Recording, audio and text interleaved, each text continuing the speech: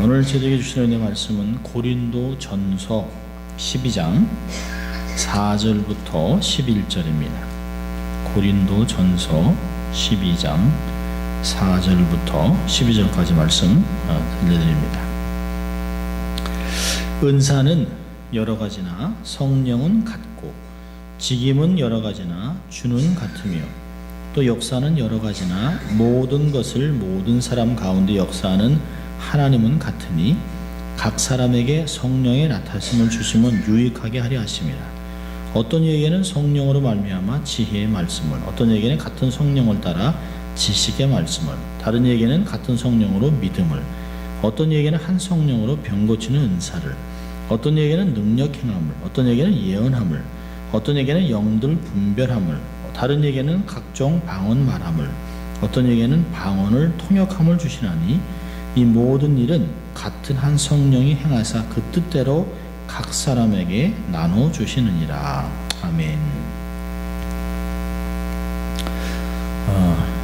한 달 동안 쉬었다가 돌아오니까 저희들이 조금 좀 익숙하지 않은 것도 있습니다. 7월 마지막 주에 신앙의 기본기 7번째로는 우리가 은혜를 사모하라 그랬습니다. 오늘은 은사로 무장하라.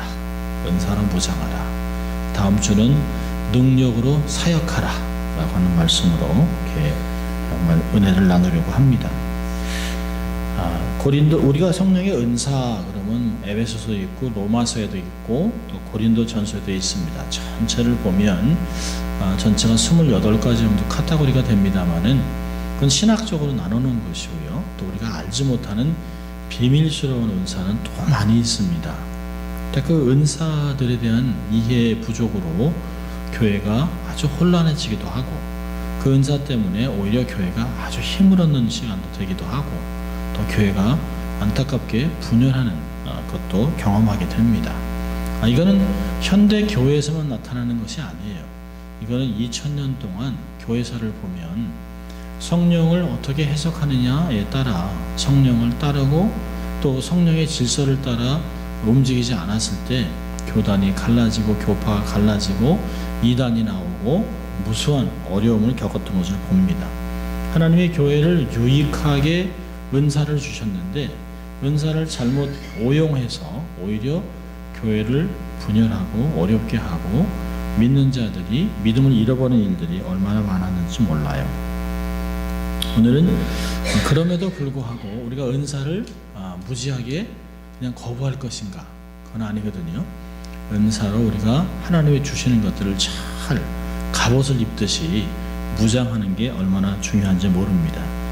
성령의 은사는 하나님의 본성과 그의 선하심을 나타내기 위해서 그리스도인 각자에게 주님이 몸된 교회에서 하나님의 영광을 위하여 교회를 덕되게 위하여 성도를 세우기 위해서 하나님이 교회를 섬길 수 있도록 주신 선물들입니다.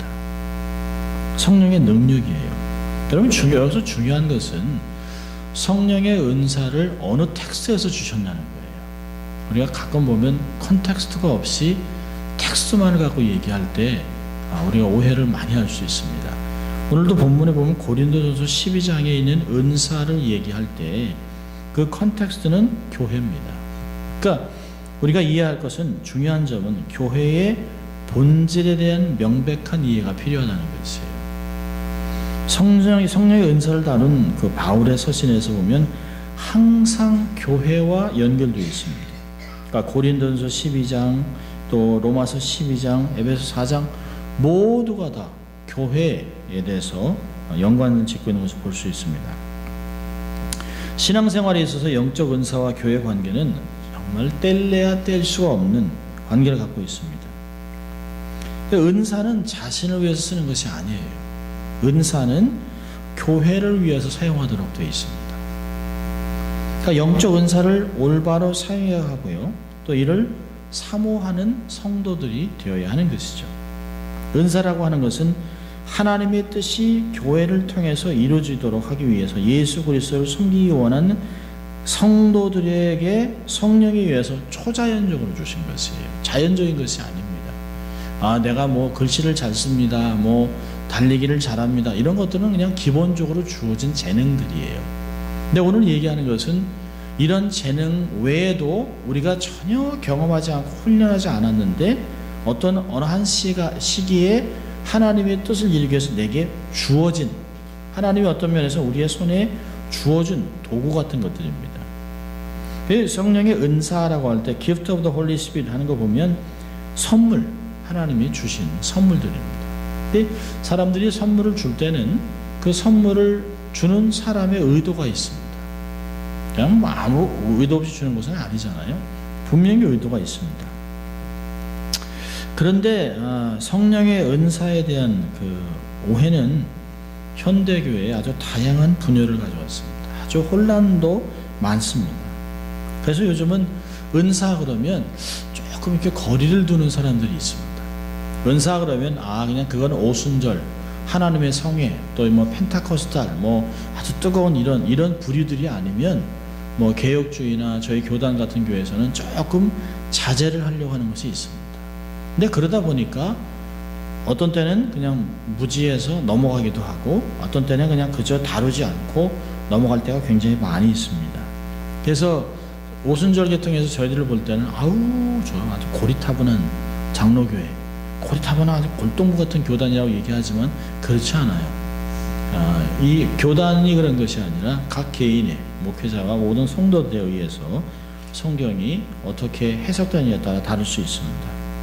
그럼 성도들이 아무리 많은 은사를 받았다 할지라도 교회의 균형과 질서를 위해서 영적 리더의 인도하에 통제가 되어야 합니다. 그리고 그 개인은 절제를 해야 돼요. 그럼 절제가 얼마나 중요합니까?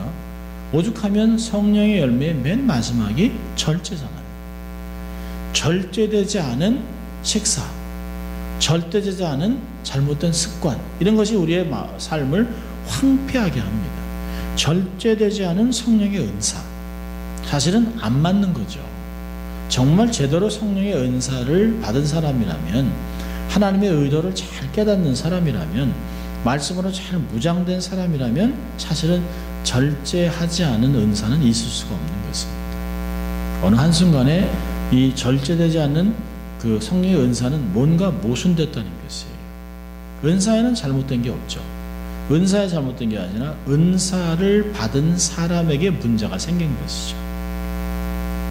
사실은 우리가 뭐 파이프로 이제 우리 집안에 물을 받거나 이제 뭐 전선을 통해서 전기를 받을 때 전류는 다 흐르는데요. 불이 안 들어오거나 물이 안 나올 때가 있어요. 대개는 클럭된 거죠. 막혀 있거나 전선이 잘못된 것이죠.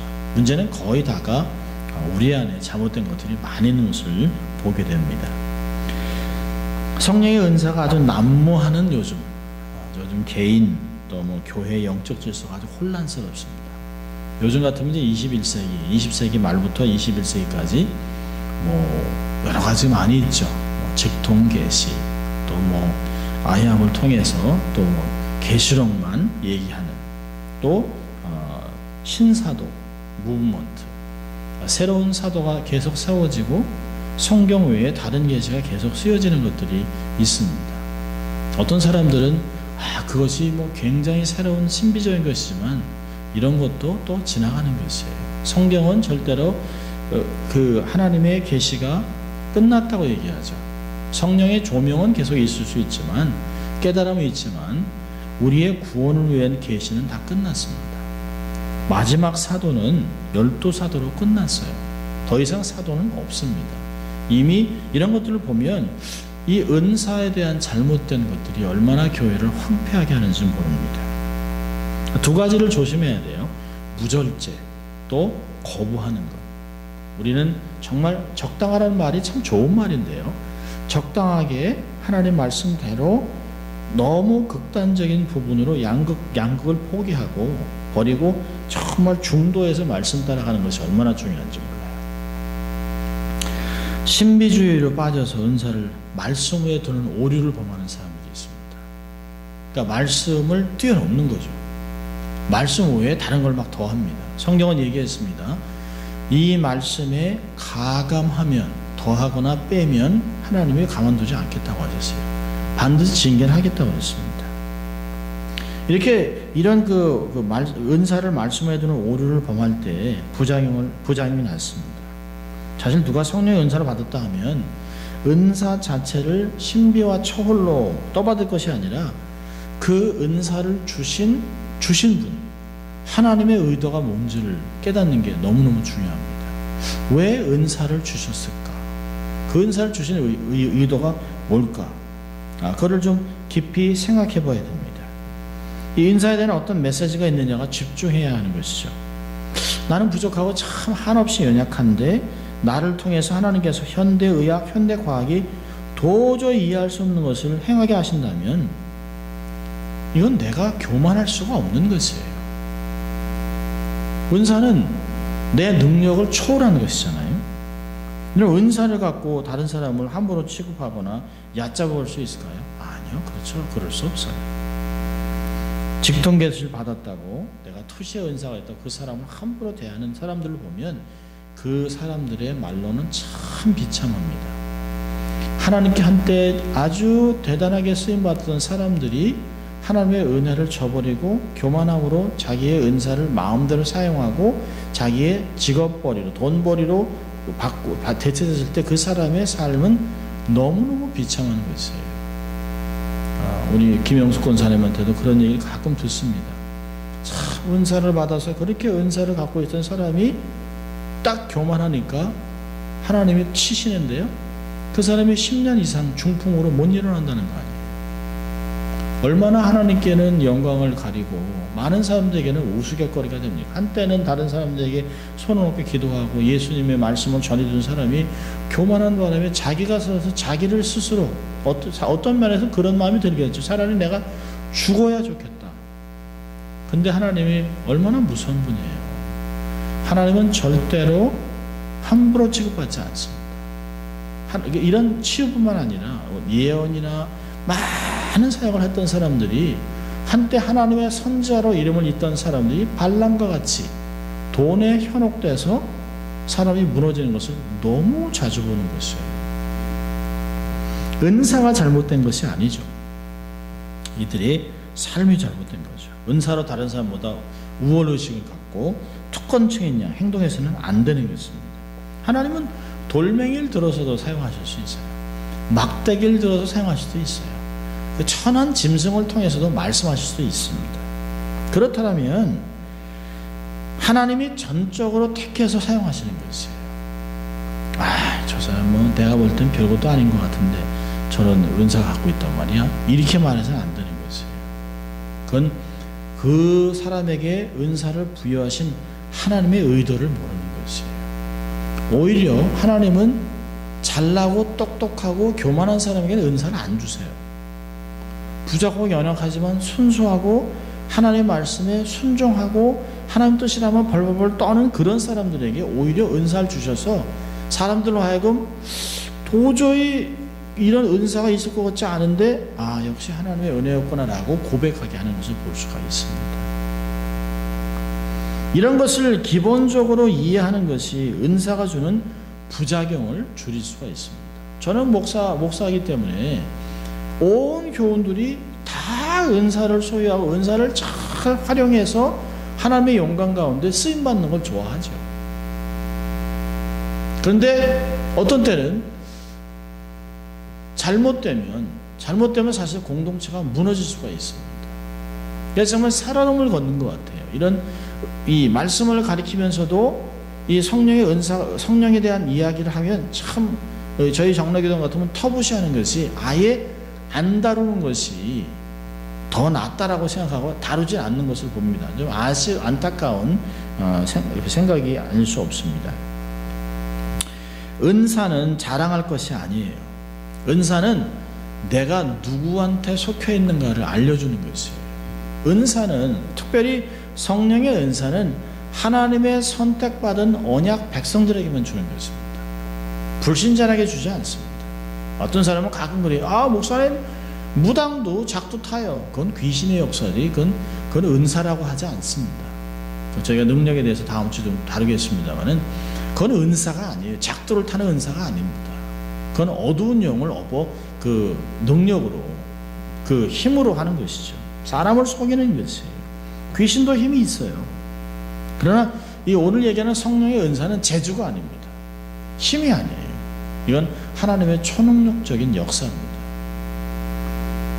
성령의 은사는 언약의 백성들에게만 주신 것들입니다. 그걸 전제하에 하는 것이에요. 자, 이 성령의 은사를 정의하면 다음과 같습니다. 성령의 은사는 뭐냐면 하나님의 기쁘신 뜻대로 성도들에게 나눠주는 선물이에요. 그러니까 하나님께서 성령님께서 마음대로 당신의 뜻대로 주시는 것이에요. 여기 보면 그렇잖아요. 8절에 보니까 오늘 본문에도 8절에 보니까 어떤 이에게는 성령으로 말미암아, 그렇죠? 11절에 보니까 모든 일은 같은 성령이 행하사 그 뜻대로 하나님 뜻대로 주시는 거예요. 하나님 뜻대로. 내가 원한다고 난 이 은사 받았으면 좋겠다. 뭐 그럴 때도 있죠. 하나님 제가 이런 은사가 있으면 좋겠습니다. 이런 마음은 있어요. 그렇다고 해서 내가 선택할 수 있는 것이 아니에요. 하나님 나 은사 이거 받고 싶습니다 해도 평생 은사 받고 싶어도 안 되는 사람들이 있어요.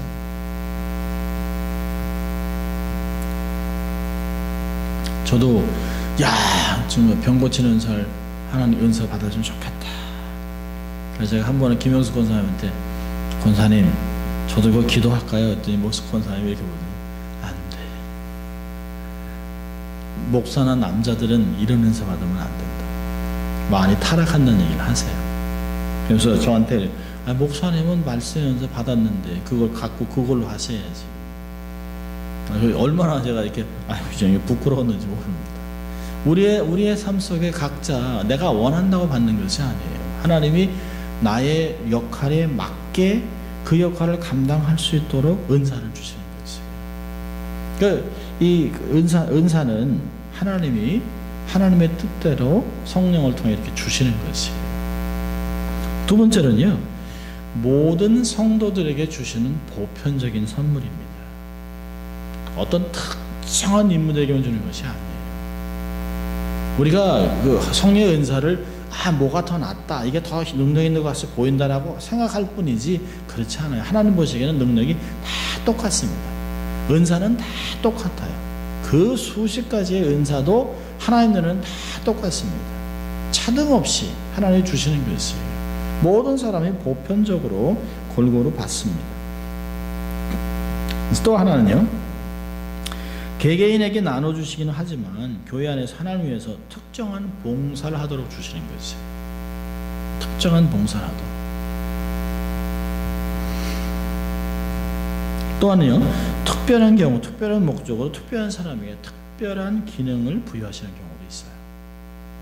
이런 것이 이제 병 고치는 은사라든지 예언을 하는 거라든지 이런 것들입니다. 특정한 목적을 가지고 하나님이 주시는 것이에요. 마지막으로 중요한 것은 모든 은사는 사랑의 은사와 함께 주어집니다. 그러니까 사랑으로 결실되어지는 것이에요. 그러니까 우리가 정말 이 은사가 어떻게 포장돼서 나오느냐가 굉장히 중요합니다. 근데 은사를 가진 사람들의 특징들은 다 아주 단순해요.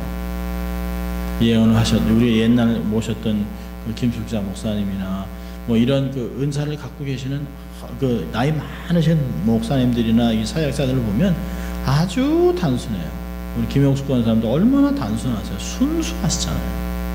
그 영혼에 대한 사랑이 얼마나 하나님의 약속한 것, 또 사람에 대한 사랑을 가리지 않고 다 이 사랑으로 결실하는 걸 보면 그게 바로 성령의 은사입니다. 자, 은사의 역할이 뭘까요?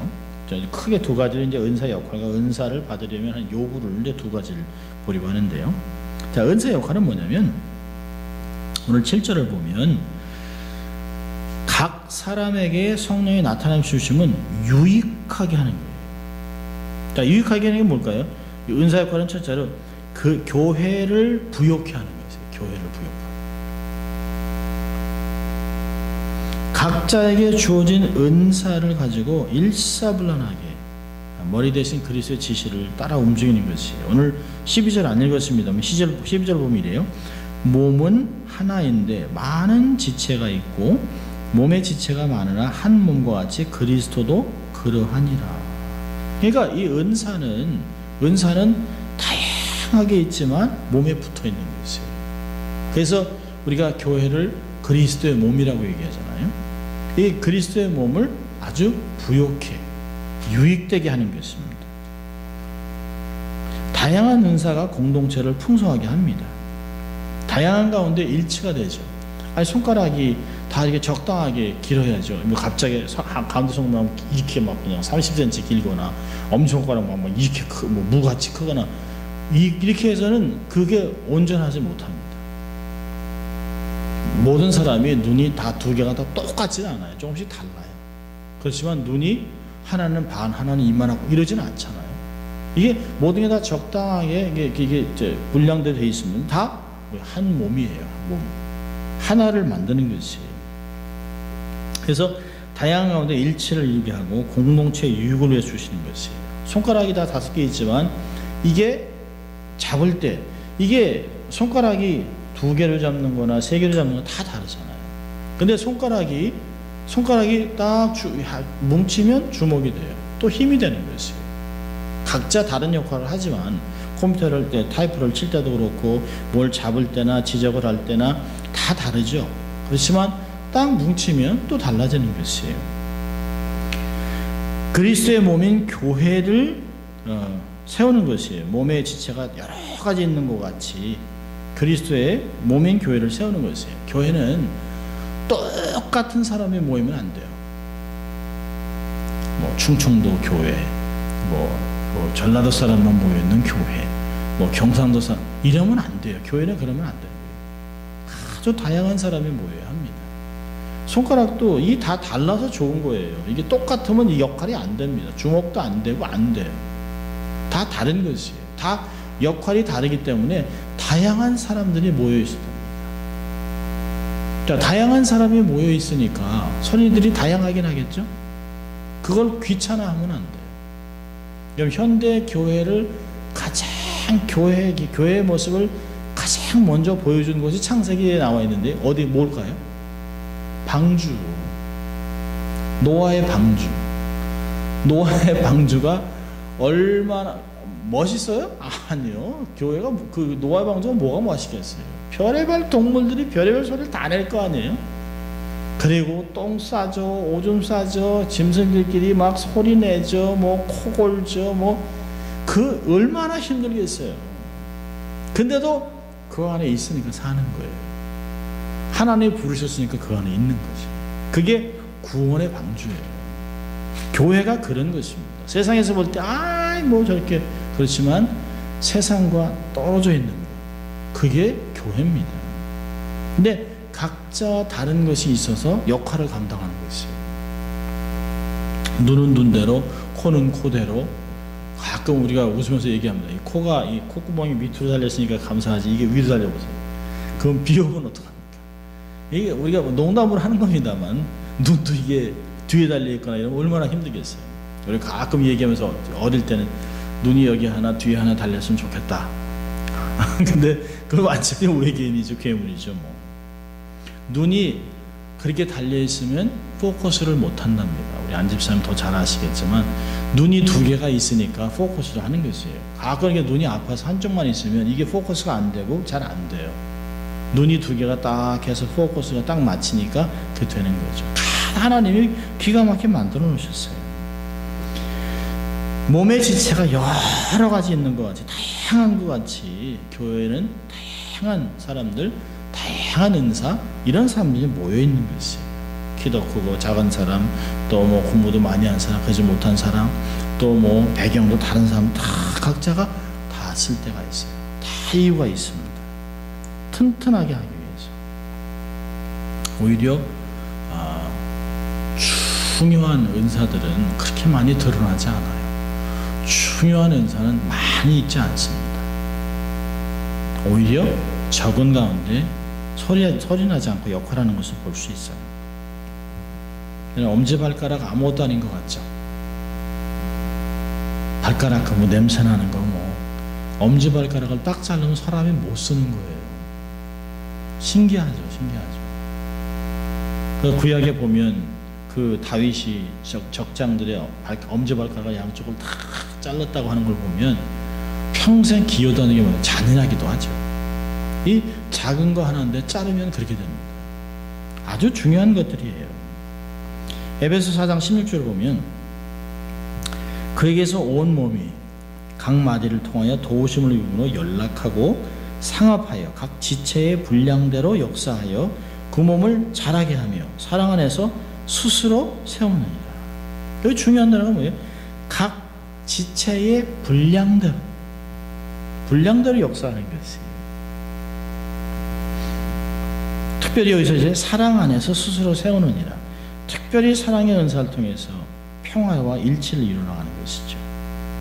자, 은사 역할은 교회를 유익하게 하는 것이에요. 자, 두 번째는요, 은사는 주의 일을 효과적으로 감당하게 합니다. 효과적으로, 아주 이펙티브하게. 제가 제일 좋아하는 성경구절 하나가 마가복음 16장 20절인데요. 꼭 은사 얘기를 다룰 때 반드시 다루는 말씀이에요. 마가복음 16장 맨 마지막입니다. 마가복음의 맨 마지막 절. 우리가 뭐 능력이나 은사나 이런 걸 얘기할 때 우리 한번 찾으셨으면 같이 읽을까요? 마가복음 16장 20절. 제자들이 나가 두루 전파할새 주께서 함께 역사하사 그 따르는 표적으로 말씀을 확실히 증거하시느니라. 여기서 중요한 건 뭘까요? 말씀이 전파되는 거예요. 말씀이 전파되기 위해서 기적이 있는 거죠. 말씀을 전파하기 위해서 능력이 나타나는 것이에요. 말씀이 증거되기 위해서 여러분 이게 세상이 신이 있는 것 같은데라고 사람들은 얘기를 해요. 왜냐하면 로마서에서 하나님의 계심을 온 세상이 얘기를 해요. 그렇지만 구원받는 방법은 몰라요. 근데 이 말씀 특별 계시를 통해서 우리가 구원을 받는 것이에요. 근데 이걸 받기 위해서는 말씀을 들어야 되잖아요. 말씀을 들려주기 위해서는 그 문화 속에서 강력한 것이 나타나야 합니다. 그러니까 복음을 증거하고 그리스도를 드러내는 데 사용하는 것이에요. 어떤 때는 방언으로 각 사람이 자기 언어로 알아듣게 하지요. 외국어를 하나님의 외국어를 주기도 하고, 또 치유를 기적하게 해서 성전 문면에 안진병이 일어나기도 하고, 그래서 사람들이 깜짝 놀라는 것이에요. 그때 복음을 전하면 사람이 듣죠. 귀신을 쫓아내고. 제가 지난주에 어떤 우리 교회 젊은 부부하고 얘기를 하면서 자기가 하나님이 정말 이랬으면 나 이런 것들을 좀 봤으면 좋겠다 라고 하는데 선교제 가서 그런 일들이 일어나더라는 거예요. 뼈가 접혔던 이게 이렇게 굳은 손이 펴지고 사람이 낫고 아무것도 안 했는데 그냥 기도만 했는데 막 역사가 나타나는 걸 보면 참, 그러고 나니까 복음이 증거되더라는 것이에요. 그전에는 다른 종교를 다 알라를 믿는 사람들이 깜짝깜짝 놀라는 거죠. 막 뒤에서 뭐 사진도 찍고 막 이렇게 막 떠드는 사람들이 막 듣고 병이 고쳐지니까 갑자기 조용해지는 거죠. 함부로 취급했던 사람이 자기 엄마 데려와서 기도받고 막 이랬다는 거예요. 치유와 기적, 귀신을 쫓아내고 예언으로 미래를 준비하는 이런 일들이 효과적으로 교회를 효과적으로 감당하게 하는 것이에요. 특별히 현대 선교는 우리 개발도상국, 후진국에서 특별히 사단의 역사가 많습니다. 후진국일수록 무당이 역할을 많이 하죠. 한국도 기독교가 이렇게 막 발전하기 전에는 무당이 얼마나 많습니다. 지금도 사실은요, 무당의 역사가 굉장히 많습니다. 왜 대개가 저 사람 연예인 끼가 있는 것 같아. 근데 무당들은 그걸 그렇게 해석을 해요. 이 안에 이게 있다는 거죠. 어떤 것들이. 그래서 연예인들과 이런 사람들이 굉장히 많이 점을 보러 간다고 얘기합니다. 근데 후진국일수록 사단의 역사가 큽니다. 메디슨맨 이런 게 있어요. 전에 우리 선교사님 통해서 들었던 이야기인데요.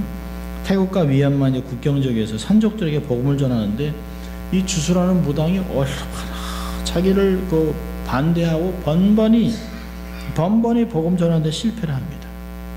사람들은 그냥 어떤 약으로 여튼 주술로 해가지고 그냥 딱 묶어놨어요.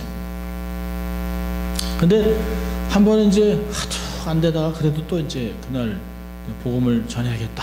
쪽복음을 가지고 이제 가는데 버스가 절벽에서 굴러서 그냥 거의 모두가 죽게 됐습니다. 그러니까 온 집안 그 지역이 그냥 쑥대밭이 된 거죠. 그 버스가 굴러가지고 그냥 산지를 가다가 버스가 굴러가지고 사람들이 거의 다 죽게 됐는데요. 주술사가 아무리 해도 안 되는 거예요. 뭐 뼈를 부러뜨리고 뭐 피를 뿌리고 해도 안 되니까 그날 또 갑자기 그 버스가 굴르고 나서 그 선교사가 조금 있다 거기 마을에 도착했어요. 그랬더니 막 그냥 뭐 줄초상 나게 생겼다고 그러더라고요. 그런데 주술사가 그냥 땀을 뻘뻘 흘리면서 막 그냥 해도 안 되니까요. 그 주술사한테 그 선교사님이 그랬답니다. 제가 한번 해봐도 될까요? 그러니까 하라고. 지금 뭐 버스가 굴러서 사람이 다 죽게 됐는데요. 하라고. 이 하나님이 주신 기회라고 생각하고 간절히 기도하고 그 정말 손이 콜딱콜딱 넘어가는 그 사람을 붙잡고 간절히 기도했는데요. 기도하는 동안 뭐 뒤에서 막 주술사도 막 떠들고 사람도 떠들고 뭐 울고 뭐 하다가 갑자기 조용해졌답니다. 그러니까 갑자기 조용하면 놀래잖아요. 깜짝 놀라서 눈을 떴는데 앞에 있는 사람이 살아나는 거예요. 숨도 편안하게 쉬고 자기를 이렇게 쳐다보고 있으면서 자기 산 안도에 숨을 쉬면서 가족들이 다 좋아하는 거죠. 그러니까 주술사가 그랬답니다. 당신의 신이 훨씬 크구만. 그 신을 우리에게 알려달라고. 그래서 주술사부터 예수를 믿기 시작했다는 것이에요. 온 부족이 복음을 두고 예수를 영접했다고 합니다. 그러니까 주의 일을 효과적으로 하는데 은사가 필요해요. 은사가 나타나는 것이에요. 은사가 역할되는 것입니다. 자, 은사를 받기 위해서는 어떻게 해야 될까요? 은사가 요구하는 것이 있어요. 성령의 은사가 우리에게 요구하시는 것이 있어요. 첫째는 뭘까요? 사모해야 됩니다. 사모하는 심령에게 하나님의 은사를 주세요. 고린도전서 14장 1절에 그럽니다. 사랑을 따라 구하라. 거저되는 것은 아무것도 없습니다. 이 세상에 저절로 신학이라는 게 없어요. 고린도서 12장 31절에 맨 마지막 절에 고린도전서 12장이 그러잖아요. 너희는 더욱 큰 은사를 사모하라. 사모해야 됩니다. 우리 옛 말에도 그러잖아요. 울지 않는 아이 젖줄이야. 사모해야 돼요. 남녀 분부 규칙이 없어요. 누구든지 사모하는 자에게, 간구하는 자에게 주시는 것이에요. 그러니까 하나님을 믿고 하나님께 맡기고 부르짖으면, 성령 충만을 간구하면 성령의 인도함을 경험해요. 그래서 깊이 사모하면서 바른 포커스를 갖고 있어야 돼요. 하나님의 영광을 위해서 내가 하나님 쓰임받기 원합니다. 하나님의 나라를 위해서 하나님의 은사를 주시옵소서. 이렇게 구할 필요가 있습니다. 그러니까 깊이 사모한다는 건 뭐예요? 그 은사를 귀하게 여겨야 돼요. 가치를 부여해야 됩니다. 줘도 그만, 안 줘도 그만, 에이 뭐 그거 없어도 살지 뭐, 이런 사람은 은사 절대 못 받습니다. 주면 받고 싫으면 관두고, 이거는 신앙의 믿음이 아니죠. 간절히 사모하는 자가 받는 것이에요. 두 번째는요, 은사는 성숙한 인격에 담깁니다. 그러니까 인격을 개발해야 돼요. 거룩한 영에 있는 성령님은 죄가 있는 곳에 함께하지 않습니다. 깨끗한 손, 정결한 마음이 필요하죠. 옛날에 캐터린 쿨만이라고 있었습니다. 대단한 사역자죠. 정말 어떤 때는 생긴 거는 이렇게 막 이상하게 생겼는데 참 하나님 찬양하고 막 그런 막 역사가 막 나타났어요. 캐터린 쿨만의 이제 제자가 베니인이라고 하는 사람인데요. 엄청났죠. 그런데 그런 엄청난 역사, 이 사람이 사역을 다 끝내고 이제 너무 복잡하니까 이렇게 막 지나갈 때, 이 캐터린 콜만 여사가 지나갈 때 옆에 사람들이 그 사람을 막아서지는 못했답니다. 막 가면 사람이 이렇게 캐터린 콜만 여사한테 오면 이렇게 막 사람이 이렇게 막 밀려 나갔대요. 그냥 성령님의 능력으로 그냥 쭉 밀려나갔답니다. 사람 어떤 사람은 꼬닥꼬닥 넘어지기도 하고 엄청났습니다. 그런데 중간에 이분이 어떤 남자하고 바람이 났어요. 그러고 나서 사역이 죽어버립니다. 그리고 회개하고 돌아왔는데 사역이 안 일어나요. 그때 그 베니힌 목사가 얘기한 거예요. 그때 캐터린 쿨만 여사의 눈을 봤는데요, 총기가 사라졌다. 눈에서 총기가 사라졌다. 무서운 얘기죠. 그래서 저는 가끔 이렇게 거울을 이렇게 봅니다. 있나 없나. 총기가 사라지지 않나. 한때 대단했던 텔러 이벤저리스트 지미 스웨걸트 목사님. 대단했었습니다. 전국을 전 세계를 다니면서 집회를 대단했어요. 메시지도 얼마나 잘 전하고 피아노도 잘 치고 노래도 잘하고 굉장했었죠. 어떻게 하면 저렇게 말씀을 잘 전할 수 있었을까? 근데 이분의 삶이 어느 한순간에 확 곤두박질 치는 사건이 나타나요. 매춘부하고 있는 걸 걸려요. 그리고 자기가 용서를 구하고 잘못된 눈물을 뚝뚝 흘려놓고 했는데 또 매춘부하고 있다 걸립니다. 파파라치한테 사진 찍혀요. 그리고선 텔레 이벤저리스트 사역이 끝나버렸습니다. 짐 베이커 어마어마한 하나의 띵팍을 만들었죠. 이런 비전이 사람들에게 없었어요. 디즈니랜드에 있는데 왜 크리스천들이 못 만드냐 해서 더 엄청난 걸 만들었는데 결국 이 사람도 음란으로 넘어갑니다. 베니힌 그 엄청난 능력으로 이혼을 하고 그 엄청난 돈으로 호화롭게 다른 유부녀와 결혼하고 그럽니다. 돈, 음란, 명예, 더러운 욕심으로 다 무너졌어요. 성숙한 인격이 오래가는 것이에요. 인격이 중요한 것이에요. 하나님의 능력은 거룩한 하나님의 성령님은 죄가 있는 곳에 함께하지 않습니다. 사단이 하는 역할을 보세요. 크게 내버려둬요. 작게 내버려뒀다가 한 방에 치면 그 여파는 어마어마한 것이죠. 끝까지 숨이 닿을 때까지 내가 거룩을 생명같이 지키는 것, 그게 얼마나 중요한지 몰라요. 큰 사람이 되는 게 중요한 게 아니에요. 성실하게 자기의 삶을 지키는 게 중요합니다. 세 번째로는 믿음을 요구합니다. 은사는 믿음을 요구하는 것이에요. 믿음으로만 사용할 수 있어요. 예수 그리스도를 내가 신뢰함으로 사용되는 것이에요. 은사는 사용할수록 익숙해져요. 더 큰 능력을 경험합니다. 은사가 뭘까요? 은사는 완제품입니다. 은사는 내가 만들어가는 것이 아니에요. 하나님이 완제품을 내게 도구로 주시는 것이에요. 전혀 알지 못하던 것을 받게 되는 것이죠. 그런데 하나님을 전적으로 신뢰할 때 그게 가능한 것이죠. 모든 것은 다 예수 그리스도의 이름으로 하나님의 영광을 위해서, 교회의 유익을 위해서 사용하는 것이에요. 참 어떤 분이 이렇게 글을 써놨는데 이랬습니다. 같은 얼굴은 없습니다. 같은 목소리도 없습니다. 그럼 어쩌면 이렇게도 많고 많은 사람을 제각기 다르게 만드셨을까요? 신기하고 그지없죠. 성격도 다르고 취미도 다양하고 식성도 다르고 솜씨도 다르고 예수는 우리에게 각자 독특한 은사를 주셨습니다. 그래서 세상은 아름답습니다. 얼마나 좋은지 몰라요. 자, 몇 가지만 적용하죠. 자, 첫째로 비교하지 마세요. 절대로 각자에게 주신 다르고 독특한 은사를 감사함으로 받아들이고 옆 사람 것과 비교하면 안 돼요. 남의 떡이 더 커 보인다? 그건 세상에서 하는 얘기죠. 남의 은사가 더 좋아 보이고 그러면 안 돼요. 다른 사역자들과 비교하지 말아야 돼요. 맡겨주신 것에 성실하게 사용해야 됩니다. 은사는 믿음으로 사용할수록 익숙해져요. 더 잘할 수 있습니다. 더 능력이 더 계속해서 부어지는 것이에요.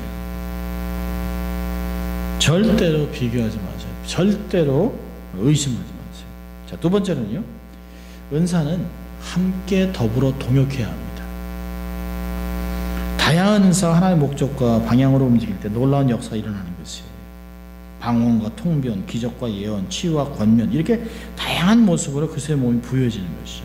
독단적인 사역은 없습니다. 독단적인 사역은 위험합니다. 그래서 이단이 되는 것이에요. 자기를 보호해주고 견제해주고 또 이게 보완해줄 수 있도록 그런 것들이 예언만 계속 방언만 계속 한다면 얼마나 시끄럽겠어요. 통변을 해주면 이해가 되는 것이죠. 은사는 한 부분이기 때문에 공동체에 붙어 있어야 좋은 것이에요. 손가락이 하나 뚝 떨어져 있다고 생각해보세요. 그건 죽는 거죠. 아무리 힘이 있어도. 동역을 하지 않으면 절제가 안 됩니다. 통제가 안 돼요. 균형이 깨지고 괴물같이 변합니다. 대개가 하나님께 쓰임받던 사람들이 실족한 사람들이 보면 대개 독단적으로 사역을 했습니다. 주위에 사람이 없습니다. 공동체에 장애를 가져옵니다. 장애가 있는 공동체가 됩니다. 자, 세 번째로는요. 아까 얘기한 것 같이 성품을 지속적으로 개발해야 됩니다. 은사는 성품에 담겨서 나타나요. 주님의 온유와 겸손을 먼저 배워야 됩니다. 사역이 우선되면 안 돼요. 젊은 사역자들의 특징은 막 해보고 싶은 거예요. 이렇게 이것도 해보고 저것도 해보고 막. 태권도도 뭐 이게 뭐 노란띠 같으면 막 어디 부셔보기도 싶고 발차고 뭐 하고 싶죠. 젊은 목회자들도 마찬가지예요. 근데 가장 중요한 것은 바른 선에 서는 것은 내가 좀 더 온유하고 겸손해지는 것이에요. 이게 사역이 우선되면 교회에 어려움이 옵니다. 관계가 어려워져요. 사람이 다칠 수가 있습니다. 은사가 성품보다 뛰어나면 안 돼요. 은사가 성품을 좌지우지하면 안 돼요. 성령의 열매가 먼저입니다. 은사를 위해서 가장 중요한 성품은 저는 세 가지라고 봅니다. 사랑, 겸손과 부드러운 온유입니다. 겸손한 심령에서 성령이 마음껏 역사하시는 것이죠.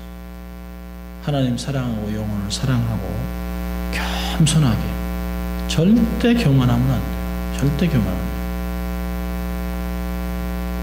돼요. 어떤 사역자는 한 번 소리 지른 것 때문에 그냥 사역이 완전 다 끝나버렸어요. 자기 분을 참지 못하고 분을 교회 가다가 그냥 박살이 나고 막 사람이 떠나고 사람이 적으로 돌변하고 막 이런 일들이 얼마나 많은지 몰라요. 사랑, 온유, 겸손이 쉽습니까? 쉽지 않아요. 절대 쉽지 않습니다. 내가 철저하게 죽을 때 사도 바울이 늘 얘기했던 대로 나는 날마다 죽노라. 내가 죽을 때 정말 사랑하고 정말 내가 이 보상 심리를 버렸을 때 내가 대접받고 싶고 내가 이렇게 수고한 거 정말 내가 이렇게 대접받아 보상받아야 되겠다라고 하는 그런 심리를 내려놓을 때 정말 사랑하고 온유하고 겸손할 수 있습니다. 은사로 은사는 두려워할 것이 아니에요. 은사는 사모해야 될 것입니다. 은사는 주를 위해 사용하면 되고요. 그 은사를 담기 위해서 내 성품을 잘 다스려 놓고 그 안에 은사가 마음껏 꽃을 필 수 있도록 그런 삶을 살아가는 여러분 되시길 주의 이름으로 축원합니다. 기도하겠습니다. 하나님 아버지 감사합니다. 오늘도 저희들을 부르셔서 말씀으로 권면하시고 가르치시고 또 하나님 이 마지막 때를 어떻게 살아갈지 은사로 무장하고 삶을 살아가는 것을 도전하신 주님 감사합니다. 그렇게 날마다 삶을 살아서 하나님을 기쁘시게 교회를 유익하게 하는 또 각 개인적으로도 능력으로 충만해지는 또 열매를 맺는 저희들 될 수 있도록 하나님 축복하여 주시옵소서. 감사하고 예수님 이름으로 기도합니다. 아멘. 오늘도 이 말씀을 생각하면서